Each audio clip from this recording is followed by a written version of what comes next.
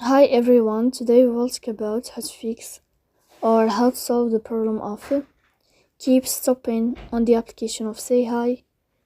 You will go to settings, then you can click on apps, default apps, app settings. On above you can search about SayHi.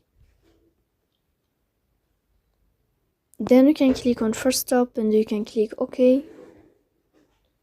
After that you'll enter to the window of storage.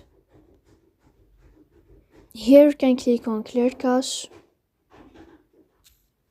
Then you can turn off your Wi-Fi. And you can turn on your Wi-Fi again to fix that problem. So please don't forget to support us by like and subscribe. See you next time in another video. And thank you for your attention and your watching.